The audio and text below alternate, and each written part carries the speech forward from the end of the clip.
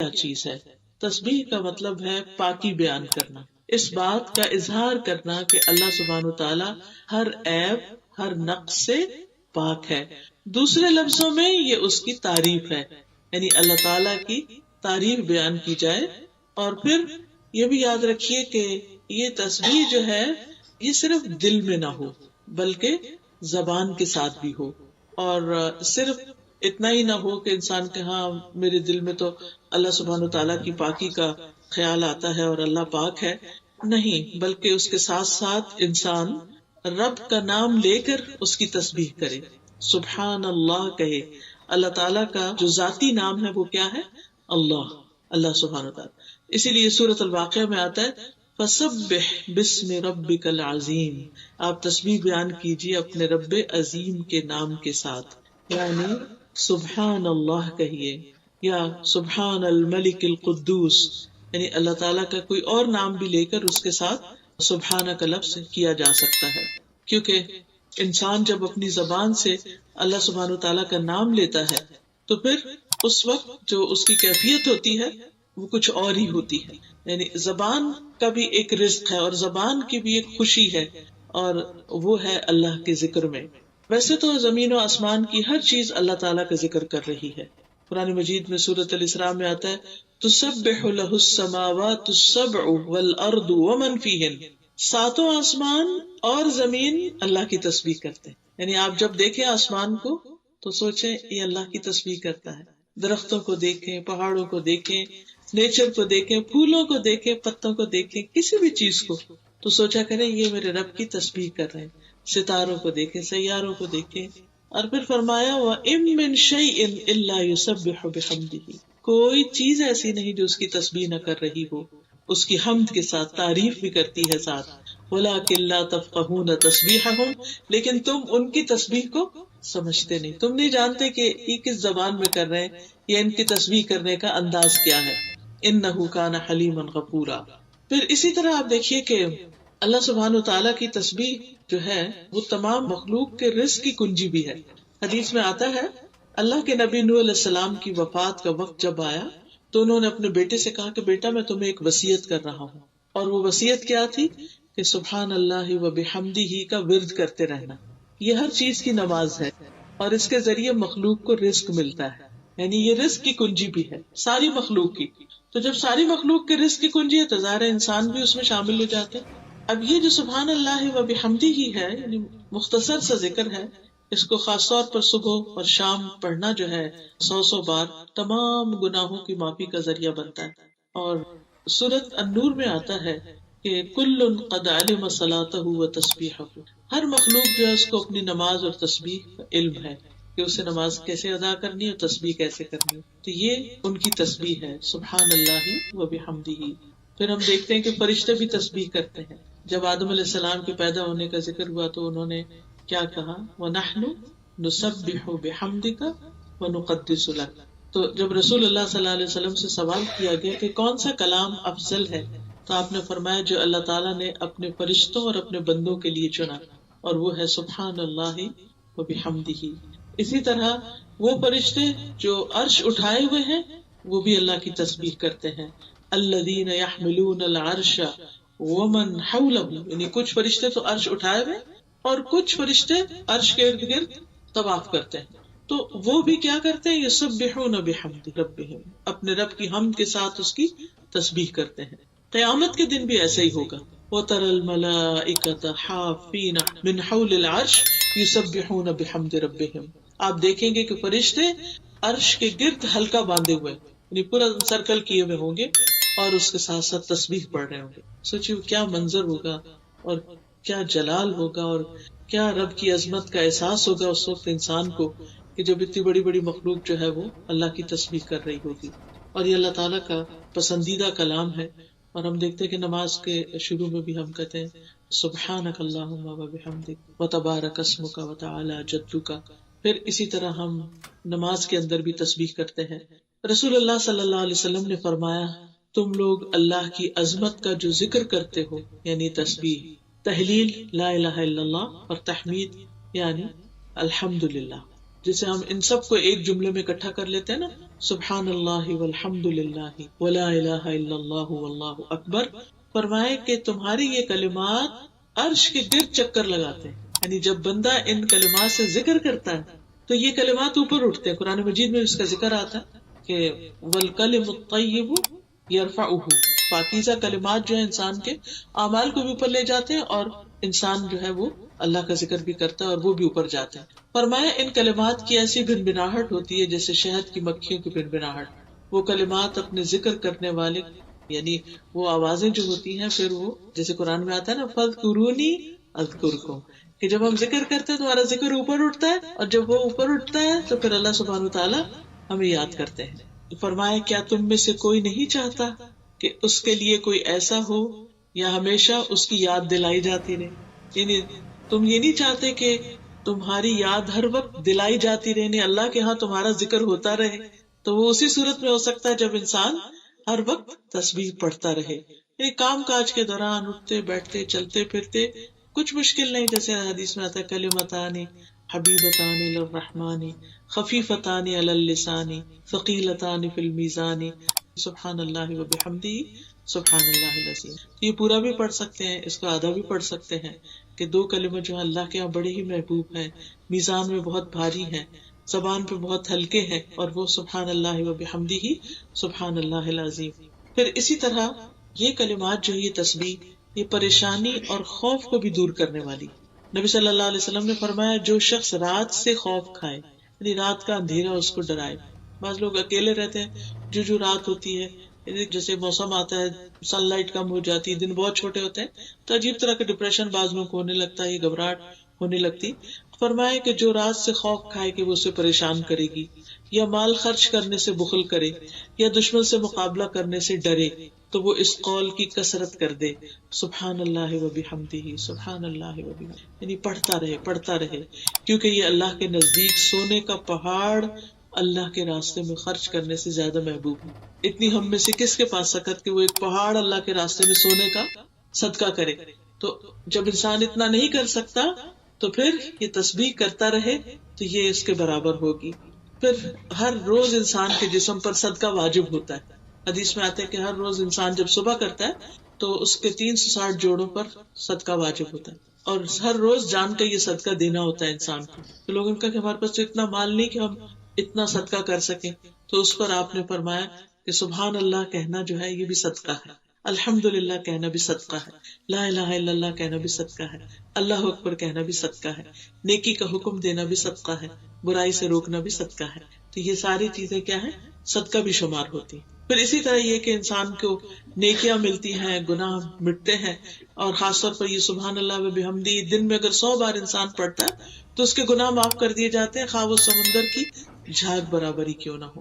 پھر اسی طرح الحمدللہ کہنا میزان کو بھر دیتا ہے، اور سبحان اللہ الحمدللہ ملا کر کہا جائے زمین آسمان کے درمیان کی فضا بھر جاتی ہے. پھر اسی طرح صبح کے وقت خاص طور پر سبحان اللہ وبحمدہ عدد خلقہ ورضا نفسہ وزنۃ عرشہ ومداد کلماتہ، یہ اگر انسان 3 دفعہ پڑھتا ہے تو یہ بہت سے کلمات پر اور بہت سارے ذکر کے اوپر بھاری ہے. پھر اسی طرح تسبیحات جو ہیں یہ آگ سے بچاؤ کا ذریعہ بھی ہیں، یعنی آخرت میں، اور یہ جنت میں درخت لگانے کا ذریعہ بھی ہے تسبیحات. جو انسان تسبیح کرتا ہے اس کے لیے جنت میں کھجور کا درخت لگا دیا جاتا ہے. یاد رکھیے کہ جنت وہ گھر ہے کہ جس کی زمین اللہ نے سب کے حصے میں رکھی، سب بنو آدم کی، اور جہنم کی زمین سب کے لیے رکھی. تو کچھ لوگوں نے اپنی جنت کی زمین آباد کر لی اور کچھ نے اپنی جہنم کی کر لی. تو جیسے میں نے عرض کیا کہ جنت کے 100 درجے ہیں، اور پھر وہاں بھی انسان کے اعمال کے مطابق ہی ڈیکوریشن اور اس کی خوبصورتی اور اس کا حسن اور اس کے درجوں کی بلندی ہوگی. تو اس لیے انسان کو حریص ہونا چاہیے کہ اپنی زبان کو اللہ کے ذکر سے تر رکھے. اور پھر خاص طور پر اللہ تعالیٰ نے حکم بھی دیا ہے، اور خصوصاً صبح و شام کے اوقات میں، دن میں اگر بہت کام کاج ہو یا ایسی آپ کی مصروفیت ہو کہ جس میں آپ ٹریک نہیں رکھ سکتے، لیکن صبح اور شام میں ضرور انسان وقت نکالے، تھوڑی دیر بیٹھ کر اللہ کا ذکر کرے. اگر بیٹھا نہ جائے تو کام کاج کرتے ہوئے بھی کیا جا سکتا ہے، خاص طور پر جب سورج طلوع ہو رہا ہو. پھر اسی طرح نماز کے آغاز میں، رکوع اور سجدے میں آپ صلی اللہ علیہ وسلم نے سبحان ربی الاعلیٰ اسی آیت کے بعد بتایا تھا کہ سجدے میں یہ شامل کر لیا جائے.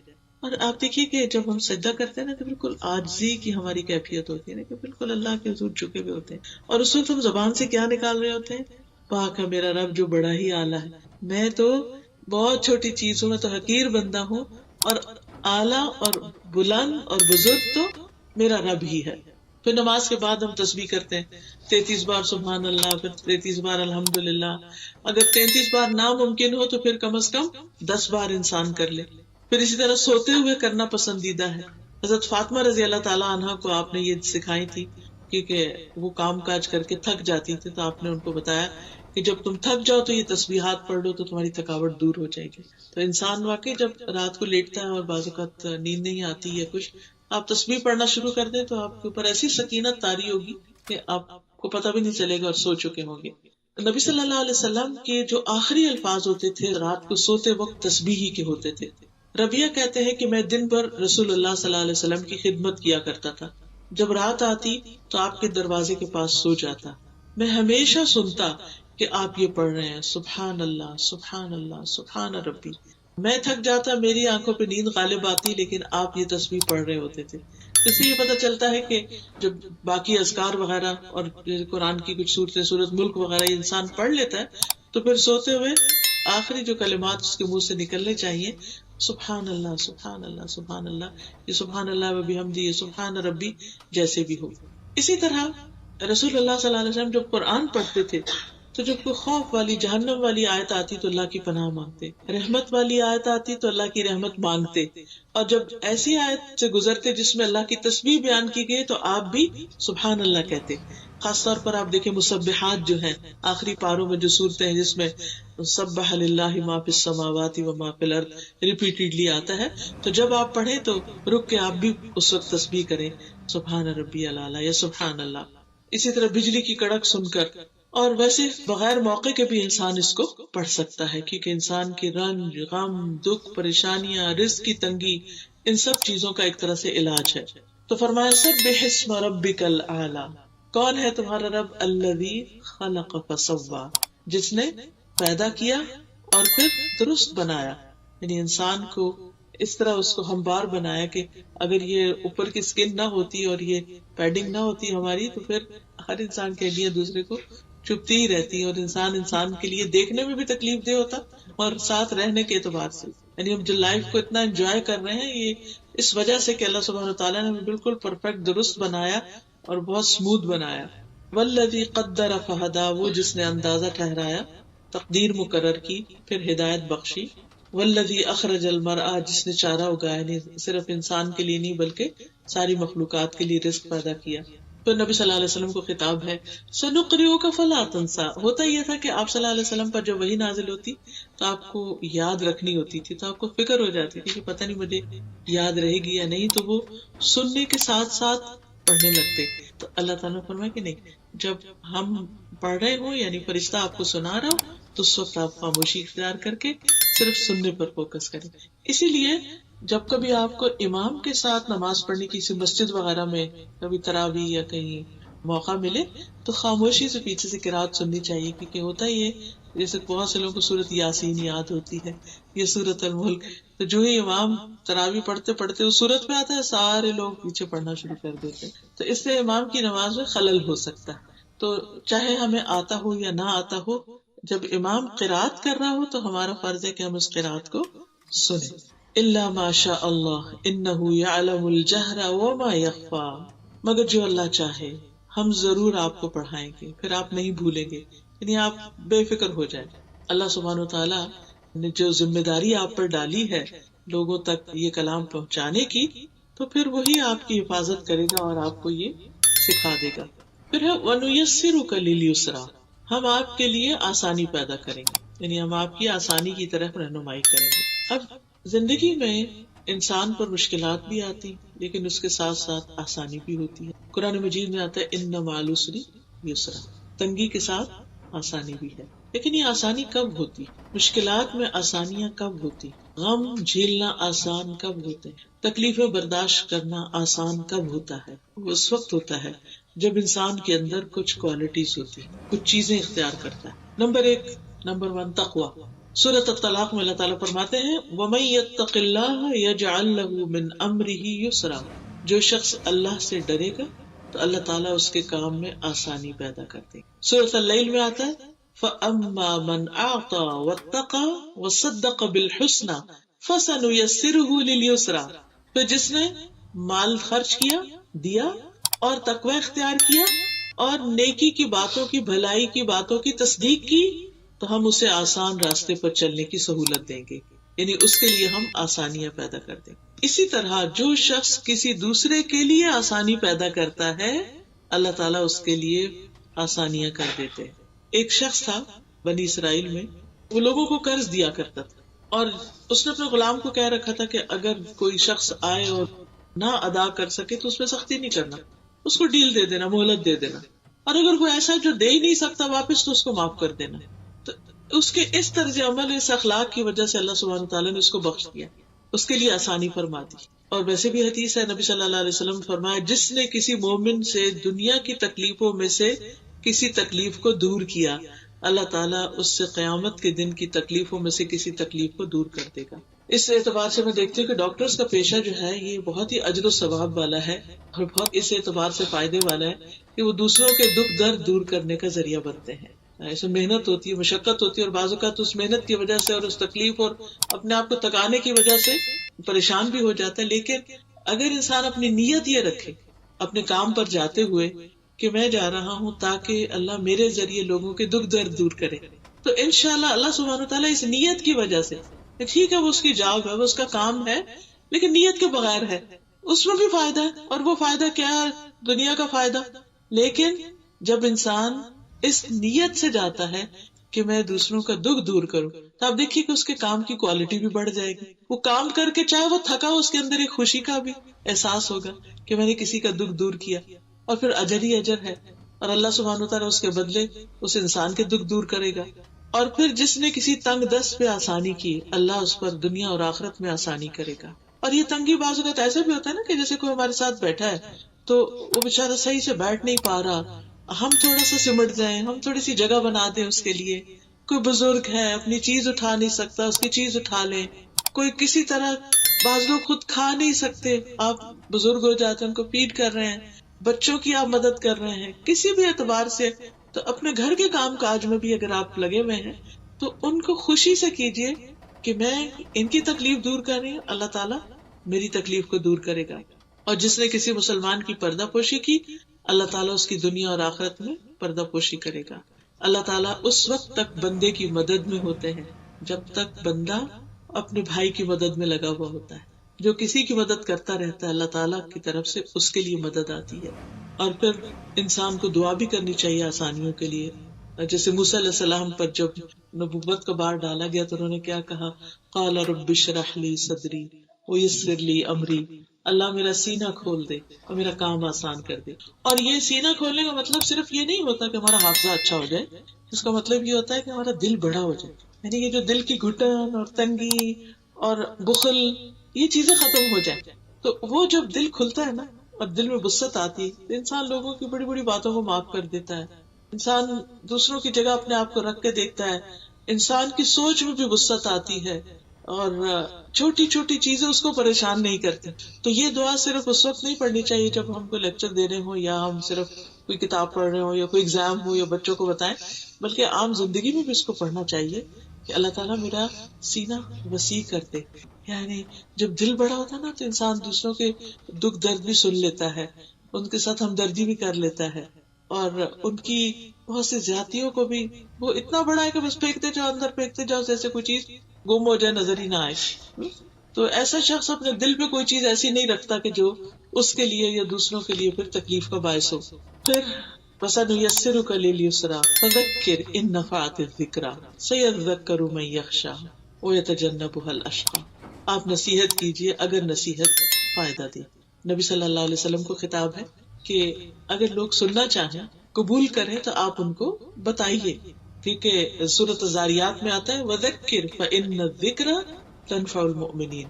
آپ نصیحت کرتے رہیے کیونکہ نصیحت مومنوں کو فائدہ دیتی ہے۔ اور آپ نے دیکھا ہوگا کہ بعض اوقات ہم جیسے اپنے ہی بچوں کو کوئی بات کہتے ہیں تو اس وقت وہ لگتا ہے انہوں نے سنی نہیں یا وہ سننا نہیں چاہ رہے، لیکن اگر ہم نہ کہیں ان کو تو اس کو بھی وہ مس کرتے ہیں اور اس کا ہمیں اندازہ نہیں ہوتا. ایک دفعہ ایسے میں نے غصے میں آ کے اپنے بیٹے سے کہا کہ اب میں اس کے بعد تمہیں نہیں کہوں گی. تو اس نے کہا نہیں نہیں آپ مجھے کہتی رہیں گی, کیپ ٹیلنگ می. تو اس سے مجھے احساس ہوا کہ ہاں ہمیں فیڈ اپ نہیں ہونا چاہیے, چاہے لینے والا بہت ریسپٹیو نہ بھی ہو یا توجہ نہ کرے یا ہوں کر کے لگے جیسے سنا کچھ نہیں. تو آپ نے دیکھو کہ ہم سب کے ساتھ بھی ایسا ہے نا کہ جب ہم چھوٹے تھے تو ہمارے ماں باپ ہمیں کئی باتیں کہتے تھے جو ہمیں سمجھ نہیں آتی تھی, اور اس وقت ان کا فائدہ نہیں ہوا یا ہم نے اٹھایا نہیں ان باتوں سے, لیکن بڑے ہو کے پھر ہمیں یاد فلاں موقع پر مجھے یہ نصیحت کی گئی تھی, فلاں موقع پر یہ بات کہی گئی تھی. تو زندگی میں کہیں نہ کہیں کسی نہ کسی موقع پر فائدہ دیتی ہے. اس لیے اگر آپ کے پاس کوئی بھی اچھی بات ہے کسی کو بتانے کے لیے تو اس کو بتاتے رہیے. ہو سکتا ہے اس وقت وہ شخص ویلیو نہ کرے لیکن بعد میں اس کو سمجھ آ جائے. رسول اللہ صلی اللہ علیہ وسلم نے فرمایا مومن اس حال میں پیدا کیا گیا ہے کہ وہ آزمائش میں مبتلا ہونے والا, توبہ کرنے والا, بھولنے والا ہوتا ہے, لیکن جب اسے نصیحت کی جاتی ہے تو قبول کر لیتا ہے, مان جاتا ہے. پھر اسی طرح نبی صلی اللہ علیہ وسلم کو یہ بھی حکم دیا گیا تھا فذکر بالقرآن من یخاف وعید, قرآن کے ساتھ اس شخص کو نصیحت کیجیے جو میرے عذاب سے ڈرتا. نصیحت کس کو فائدہ نہیں دیتی؟ عموماً اس کو جس کا دل غافل ہو یا جو اس سے منہ موڑ جائے یا جو اس کا انکار کرے. عبداللہ بن مسعود کہتے ہیں کہ رسول اللہ صلی اللہ علیہ وسلم نے فرمایا اللہ تعالیٰ کو سب سے زیادہ ناپسندیدہ بات یہ لگتی ہے کہ ایک آدمی دوسرے سے کہے کہ اللہ سے ڈرو اور وہ آگے سے جواب دے کہ تم اپنی فکر کرو. یہ جملہ جو ہے اللہ تعالیٰ کو سخت ناپسند ہے. کبھی ہمیں غصہ آ جاتا ہے نا کہ کوئی ہمیں کچھ کہہ رہا ہو تو ہم کہتے ہیں بس ٹھیک ہے, مائنڈ یور اون بزنس, ہمیں زیادہ باتیں کرنے کی ضرورت نہیں. تو یہ بات اللہ تعالیٰ کو پسند ہے, چاہے ہمیں اس وقت نہ بھی اچھے اریٹیٹ ہی ہو رہے ہو کسی کی باتوں سے, لیکن صبر کر جانا چاہیے. کیونکہ کچھ چیزیں ایسی ہیں جن کو قبول نہ کرنے کا نتیجہ بہت ہولناک اور خطرناک, جیسے رسولوں کی باتیں, ایمان لانے کی بات, یا جو بنیادی فرائض کی ادائیگی کی بات ہے. فرمایا کہ جو بدبخت ہوگا وہ منہ موڑ جائے گا اور وہ پھر بہت بڑی آگ میں جا پڑے گا, یعنی اشارہ ہے جہنم کی آگ کی طرف جس کا ایندھن انسان اور پتھر ہوں گے. ایک حدیث سے صرف اندازہ لگائیے کہ وہ کتنی ہولناک آگ ہے. نبی صلی اللہ علیہ وسلم نے فرمایا کہ اگر اس مسجد میں 1,00,000 یا زیادہ افراد بیٹھے ہوئے ہوں اور ان میں ایک جہنمی آدمی ہو اور وہ سانس لے لے اور اس کی سانس سب تک پہنچے تو اس سانس کے اثر سے مسجد لوگوں سمیت جل جائے. صرف سانس اتنا گرم ہوگا جہنم میں جانے والے کا, اللہ تعالیٰ ہم سب کو محفوظ رکھے, بچا کے رکھے, کہ جو صرف سانس سب لوگوں کو جلا کے رکھ دے گا. اور پھر آپ دیکھیے کہ وہ آگ اوپر بھی اور نیچے بھی اور آگے بھی اور پیچھے بھی اور دائیں بھی اور بائیں بھی, ہر طرف. اور جب وہ ہلکی ہونے لگے گی تو اس کو اور زیادہ بھڑکا دیا جائے. کلما خبت زدناہم سعیرا. اور پھر وہاں موت نہیں آئے گی. دنیا میں تو یہ ہوتا نا, جب کوئی تکلیف حد سے بڑھ جاتی ہے تو انسان کے اندر برداشت کی قوت نہیں رہتی, وہ ختم ہو جاتا ہے. لیکن وہاں پر برداشت کی قوت بھی اتنی دے دی جائے گی اور انسان نہ مرے گا اس میں اور نہ جیے گا. کھال پہ کھال بدلی جائے گی تاکہ لوگ عذاب کا مزہ چکھتے رہیں. اللہ تعالیٰ ہم سب کو اس سے محفوظ رکھے. اس سے بچنے کے طریقے کیا ہیں اب سورت کے آخر میں وہ بتائے گئے. فرمایا قد افلح من تزکا وذکر اسم ربہ وصلی, یقیناً کامیاب ہو گیا وہ جس نے تزکیہ کیا, جس نے پاکیزگی اختیار کی, وذکر اسم ربہ اور اپنے رب کا نام ذکر کیا, وصلی پھر نماز پڑھی. تو 3 کام بتائے گئے. نمبر 1 تزکیہ, نمبر 2 ذکر اور نمبر 3 نماز. یہ 3 چیزیں ہمیں اپنی زندگی میں لازم پکڑ لینی چاہیے اللہ کے ہاں کامیاب ہونے کے لیے. سب سے پہلی چیز جو ہے وہ تزکیہ. عربی زبان میں تزکیہ کہتے ہیں. تزکیہ کے اندر 2 چیزیں, ایک ہے تخلیہ اور ایک ہے تحلیہ. تخلیہ کا مطلب ہوتا ہے کسی چیز کو خالی کرنا, صاف کرنا. جیسے مثال کے طور پر جب آپ اپنے برتن ڈش واشر میں ڈالنے لگتے ہیں تو پہلے کیا کرتے ہیں, خالی کرتے ہیں, ان کو رنس کرتے ہیں اور پھر اس کو اندر رکھتے ہیں.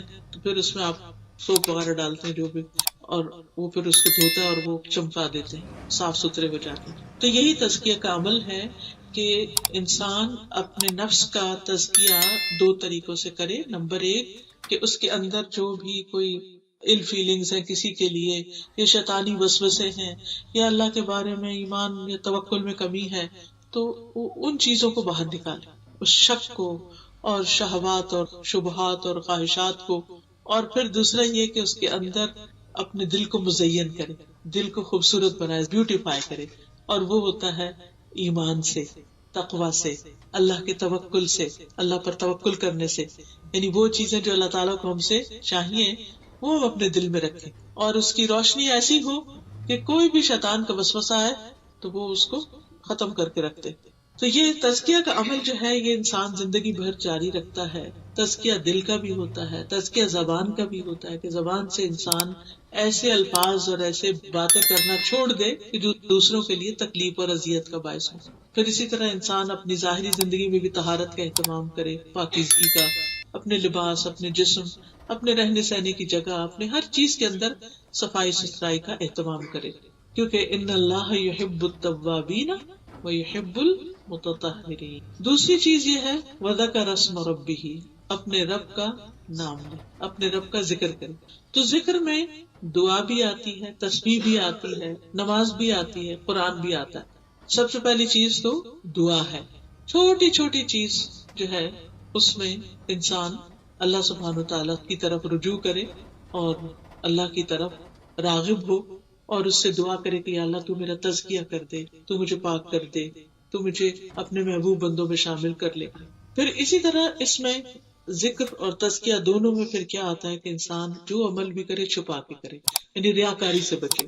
امام غزالی کی کتاب احیاء علوم الدین میں وہ فضال بن ایاز کا ایک کوٹیشن لکھتے ہیں کہ جدید دور کی ریاکاری، یا دیکھیے کہ وہ 1000 سال پہلے کی بات ہے، اس وقت کہتے ہیں جدید دور کی ریاکاری، کہتے ہیں پہلے لوگ تو ان کاموں کو دکھاتے تھے، شو آف کرتے تھے جو انہوں نے کیے ہوتے تھے، اور اب کے دور میں لوگ ان چیزوں کا شو آف کرتے جو انہوں نے کیا نہیں ہوتا۔ تو میں نے کہا اگر آج امام غزالی ہوں تو کیا کہیں کہ تو اس میں آپ دیکھیے کہ یہ چیز تزکیے کے منافی ہے کہ انسان اول تو یہ کہ کچھ کرنے میں سستی کرے، اور اگر تھوڑا بہت کرے تو اس کا اشتہار بہت دے، اور پھر ان چیزوں کو بھی اپنے ذمہ لے لے، اپنے آپ کو کریڈٹ دے ان چیزوں کا جو اس نے سرے سے کیا ہی نہیں۔ پھر اسی طرح تزکیہ میں فائدہ دیتا ہے موت کو یاد رکھنا۔ انسان جب اپنے آخری گھر، اپنی منزل، اپنی کل کی زندگی کو دیکھتا ہے تو مسلسل کوشش کرتا ہے۔ آج کل آپ سب دیکھ رہے ہوں گے ہر طرف سوشل میڈیا کے اوپر جنید جمشید کی لائف کے اوپر چھوٹے چھوٹے ویڈیو کلپس، اس کے بیان، اس کی مختلف چیزیں، اس کی تصویریں، اس کی پہلی تصویریں، اس کے بعد کی تصویریں۔ تو آج صبح میری بیٹی نے کوشچن مجھے لکھا کہ ماما وائی پیپل لو ہم سو مچ، اور اتنا زیادہ اس کا ہر کوئی رو رہا ہے۔ پاکستان سے لکھا اس نے مجھے کہ ہر کوئی رو رہا ہے، کیا وجہ؟ میں نے کہا بیٹا دیکھو کہ اس نے دنیا میں انسان جو ڈریم کرتا ہے نا، نیم ہو، فیم ہو، اس کے پاس سب کچھ ہو، اتنا کچھ اس کے پاس تھا، اس نے وہ سب چھوڑ کے اپنی آخرت کے لیے ایک ٹوٹلی اپوزٹ لائف سٹائل اختیار کر لیا، اور اتنا بڑا چینج آسان نہیں ہوتا۔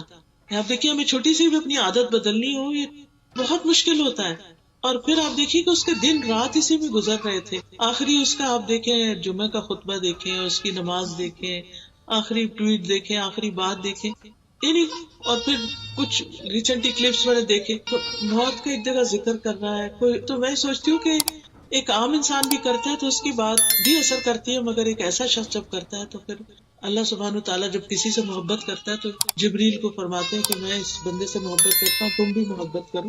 تو بہرحال انسان تزکیہ تبھی کر سکتا ہے جب وہ موت کو یاد رکھتا ہے۔ میرے پاس جو کچھ بھی وہ سبھی چھوڑ جانا ہے، تو کیوں نہ انسان اپنے ہاتھ سے دے، کیوں نہ انسان ایسی چیزوں کو چھوڑ دے جو اس کی آخرت کے لیے نقصان دہ ہے۔ تو جتنا زیادہ آخرت کا یقین ہوتا ہے اتنا ہی تزکیہ کا عمل تیز ہو جاتا ہے۔ پھر اسی طرح جتنی زیادہ اللہ تعالیٰ سے محبت ہوتی ہے، معرفت ہوتی ہے، اتنا ہی تزکیہ زیادہ ہوتا جاتا ہے۔ تو اللہ کے نام کا ورد جو ہے وہ بھی تزکیہ میں مدد دیتا ہے۔ پھر اچھے دوستوں کی صحبت، اچھی کمپنی جس میں انسان نہ غیبت کرے نہ کرے۔ ایک اور چیز اس کے بارے میں جنید جمشید کے بارے میں آپ نے سنی ہوگی کہ اتنے اچھے اخلاق کا تھا کہ کبھی کسی محفل میں بیٹھ کے کسی کی غیبت وغیرہ نہیں کرتا تھا، نہ کسی کی برائی، نہ کچھ، نہ بلا وجہ کسی کو کریٹیسائز کرنا۔ ہم دیکھو بہت سے بعض اوقات ریلیجس اسکالرز بھی اس میں آ جاتے ہیں کہ کبھی کسی کے اوپر تنقید شروع کر دی، کبھی کسی پہ، لیکن ہمیشہ ہر ایک کی تعریف اور ہر ایک کے بارے میں اچھے۔ میں کہتی ہوں انسان کا کیا جاتا ہے اگر وہ کسی پہ تنقید کرنے کے بجائے اس کی تعریف شروع کر دے، اور جب آپ ایسا شروع کر دیتے ہیں تو آپ کا اپنا ہی دل خوش ہو جاتا ہے، کیونکہ آپ کو پھر خوبیاں نظر آنا شروع ہو جاتی ہیں۔ تو اچھے دوستوں کی کمپنی، اچھے لوگوں کے ساتھ اٹھنا بیٹھنا کہ جو لوگوں کی غیبت نہ کریں، برائی نہ کریں، ان پہ تنقید نہ کریں، یہ انسان کے ایمان کو بھی بڑھاتا ہے اور انسان کا تزکیہ بھی کرتا ہے. پھر اسی طرح انسان اپنے دوست کے دین پر ہوتا ہے. انسان اپنے دوست کے دین پر ہوتا ہے تو ہر شخص کو یہ دیکھنا چاہیے کہ اس کی دوستی کن لوگوں سے ہے, وہ اس کو کس طرف لے کر جا رہے ہیں. اور نیک صالح ساتھی جو ہے اس کی مثال کستوری والے کی طرح ہے جو مسک بیچتا ہے, اگر وہ تمہیں نہ بھی دے تو اس کی خوشبو تو تمہیں ضروری ملے گی. پھر اسی طرح قرآن سے گہرا تعلق, یہ بھی انسان کا تزکیہ کرتا ہے, کیونکہ قرآن انسان کے لیے شفا بھی ہے اور اس کے لیے پاکیزگی کا ذریعہ بھی ہے.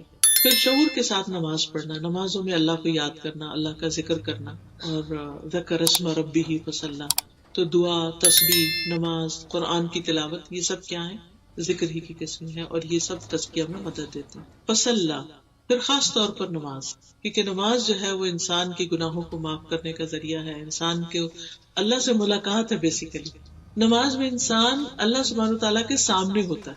حدیث میں آتا ہے کہ جب بندہ نماز کے لیے کھڑا ہوتا ہے تو وہ اللہ کے چہرے کی طرف ہوتا ہے, یعنی, اور اگر یہ انسان کو احساس ہو جائے نا نماز میں کہ میں اللہ کے سامنے کھڑا ہوں, تو اس کی کیفیت ہی بدل جائے گی, اس کا احساس ہی بدل جائے گا. بہت سے لوگ پوچھتے ہیں نماز میں کیسے خوشبو لائیں, بس یہ سوچنے کی ضرورت ہے کہ ہم کھڑے کس کے آگے, بات کس سے کر رہے ہیں, اور مناجات کس سے کر رہے ہیں. بل تؤثرون الحیات الدنیا والآخرۃ خیر وابقی, بلکہ تم دنیا کی زندگی کو ترجیح دیتے ہو, یعنی یہ تین کام کرنا چھوڑ کر صرف دنیا کے ہو جاتے ہو. والآخرۃ خیر وابقی, حالانکہ آخرت بہتر ہے اور باقی رہنے والی ہے.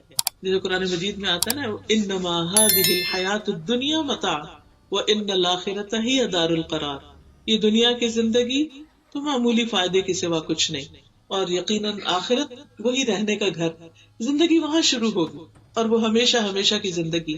اور آخرت کے مقابلے میں دنیا تو ایسے, جیسے نبی صلی اللہ علیہ وسلم نے پانی میں انگلی ڈال کے فرمایا کہ جتنا اس انگلی کو پانی لگا بس یہ دنیا, اور باقی تو سب کچھ آخرت ہی. فما متاع الحیات الدنیا فی الآخرۃ الا قلیل, کہ دنیا کا سامان آخرت میں بہت چھوٹا ہو جائے گا, کچھ بھی نہیں. اور پھر آپ صلی اللہ علیہ وسلم نے فرمایا جس نے دنیا طلب کی اس نے اپنے آخرت کو نقصان پہنچایا نہیں. اس میں اعتدال ہونا چاہیے. انسان اگر سارا وقت صرف دنیا دنیا کی طرف جاتا رہے تو پھر وہ آخرت میں جو چیزیں فائدہ دینے والی ہیں ان میں کمی کر دیتا ہے, ذکر میں کمی ہو جاتی ہے, نیک مجلسوں میں بیٹھنے میں کمی ہو جاتی ہے, نماز میں جلدی جلدی انسان بغیر خشوع کے نماز پڑھنا شروع کر دیتا ہے. اور جس نے آخرت چاہی اس نے اپنی دنیا کا نقصان کیا, جو پھر دنیا کے کچھ کام میں چاہے وہ اپنا وقت ہو یا مال ہو یا کچھ بھی, اس میں وہ ضرور اس اعتبار سے کمی کرتا ہے. تم باقی رہنے والی کی خاطر فنا ہونے والی کا نقصان ہونے دو, کوئی بات نہیں, اگر دنیا میں کچھ تھوڑا بھی ہو گیا تو ڈزنٹ میٹر, یہ جتنا بھی ہے وہ بھی چلا جائے گا, تو جو آگے کے لیے بھیج رہے ہو وہ ہمیشہ باقی رہے گا. تو پوری صورت کا خلاصہ جو ہے وہ یہ ہے کہ سب سے پہلے ہمیں اللہ کی تسبیحات کثرت سے کرنی چاہیے, کیونکہ سبح اسم ربک الاعلی, اٹھتے بیٹھتے سبحان اللہ وبحمدہ سبحان اللہ العظیم.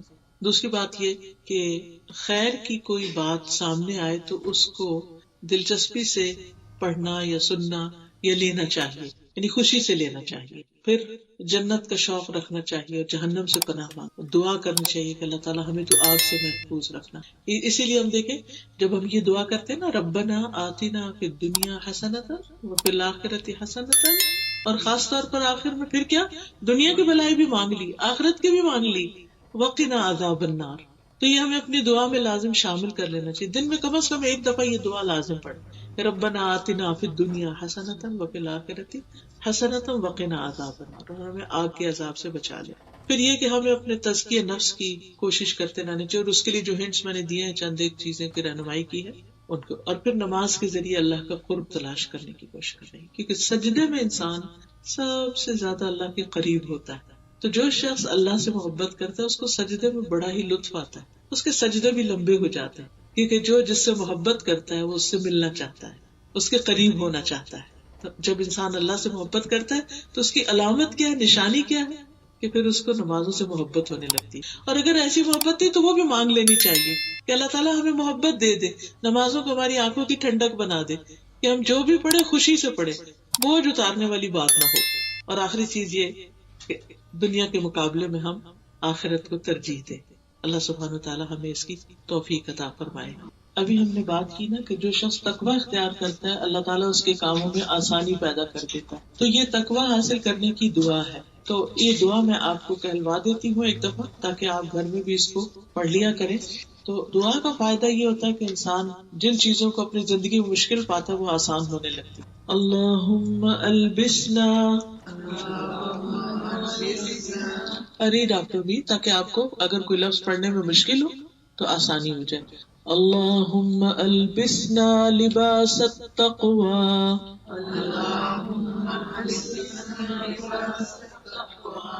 اللہم البسنا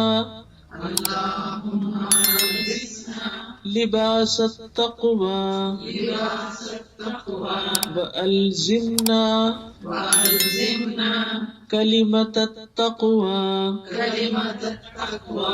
واجعلنا من أولی النہی وأمتنا حین ترضى وأدخلنا جنة المأوى واجعلنا ممن بر واتقى وصدق بالحسنى ونهى النفس عن الهوى واجعلنا ممن تيسره لليسرى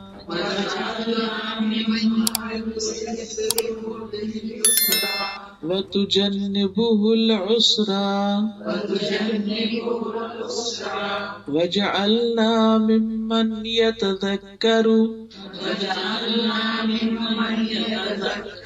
فتنفعه الذكرى اللهم اجعل سعينا مشكورا وذنبنا مغفورا ولقنا نضرة وسرورا واكسنا سندسا وحريرا واجعل لنا أساور من ذهب ولؤلؤا من ذهب ولؤلؤ وحريرا. ترجمہ ہے اللہم اے اللہ البسنا لباس التقوی، ہمیں تقوی کا لباس پہنا، یعنی ہماری ہر چیز کے اندر تقوی ہو. الزمنا کلمۃ التقوی، اور ہمیں تقوی والی بات سے یعنی ہمارے لیے لازم کر دے. وجعلنا من اولی النہی، اور ہمیں عقل مند لوگوں میں شامل کر دے. وامتنا حین ترضی، اور ہمیں اس وقت موت دینا جب تو ہم سے راضی ہو.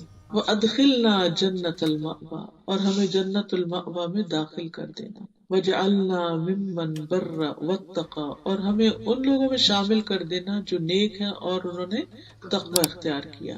وصدق بالحسنى، اور نیکی کی بھلائی کی تصدیق کی. ونهى النفس عن الهوى، اور اپنے نفس کو خواہشات سے روکا ہے. وجعلنا ممن تيسره لليسرى، اور ہمیں ان لوگوں میں شامل کر دے جن کے لیے تو آسانی پیدا کرے گا، یعنی ان کو آسان راہ دکھائے گا. وتجنبه العسرى، اور ان کو مشکل سے بچائے گا. وجعلنا ممن يتذكر فتنفعه الذكرى، اور ہمیں ان لوگوں میں شامل کرتے کہ جو نصیحت پکڑتے ہیں تو نصیحت ان کو فائدہ دیتی ہے. اللہم اجعل سعینا مشکورا، اے اللہ ہماری کوشش کو قابل قدر ٹھہرا. وذنبنا مغفورا، اور ہمارے گناہ کو بخش دے. ولقنا نضرة وسرورا، اور ہمیں تر و تازگی اور خوشحالی عطا کر.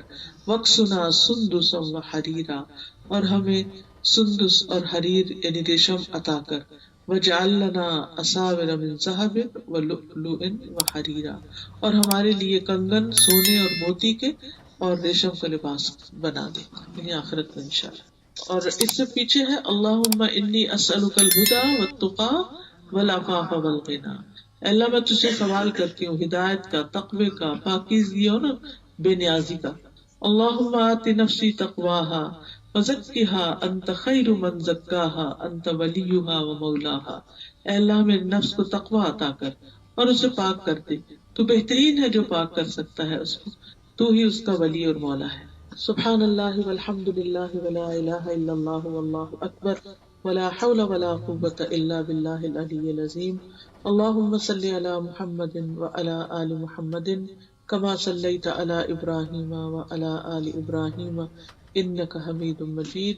اللہم بارک علی محمد وعلی آل محمد کما بارکت علی ابراہیم وعلی آل ابراہیم انک حمید مجید۔ ربنا آتنا فی الدنیا حسنۃ وفی الآخرۃ حسنۃ وقنا عذاب النار۔ ربنا لا تزغ قلوبنا بعد إذ هديتنا وهب لنا من لدنك رحمة إنك أنت الوهاب۔ ربنا هب لنا من أزواجنا وذرياتنا قرة أعين واجعلنا للمتقين إماما۔ یا حی یا قیوم برحمتک استغیث۔ یا اللہ پاک جو کچھ ہم نے پڑھا ہے ہمیں اس پر عمل کی توفیق عطا فرما۔ اللہ ہمارے سینوں کو کھول دے، ہمیں حق کی بات، اپنی بات، نصیحت کی بات فائدہ عطا کرے۔ یا اللہ ہمارے ایمان کو محفوظ رکھنا، ہمارے بچوں کو ایمان پر قائم رکھنا۔ یا اللہ جن بچوں کی ابھی شادی نہیں ہوئی اور شادی کی عمر میں ہے ان کو بہترین رشتے عطا فرما۔ یا اللہ جو اپنے رزق کی طرف سے پریشان ان کی پریشانی دور فرما۔ یا رب العالمین اس گھر پر اپنی خیر و برکت نازل فرما، ان کو صحت اور عافیت عطا فرما۔ اللہ جتنی بھی بہنیں آئی ہیں سب کا آنا قبول فرما اور سب کو صحت و عافیت سے نواز۔ یا رب العالمین یا ارحم الراحمین جو فوت ہو گئے ہیں ان کی بخشش فرما دے۔ اللہم اغفر لہ وارحمہ وعافہ واعف عنہ واکرم نزلہ ووسع مدخلہ واغسلہ بالماء والثلج والبرد ونقه من الخطايا كما ينقى الثوب الأبيض من الدنس۔ اللهم أبدله دارا خيرا من داره وأهلا خيرا من أهله وزوجا خيرا من زوجه۔ اللهم أدخله الجنة وأعيذه من عذاب القبر ومن عذاب النار۔ ربنا تقبل منا إنك أنت السميع العليم وتب علينا إنك أنت التواب الرحيم۔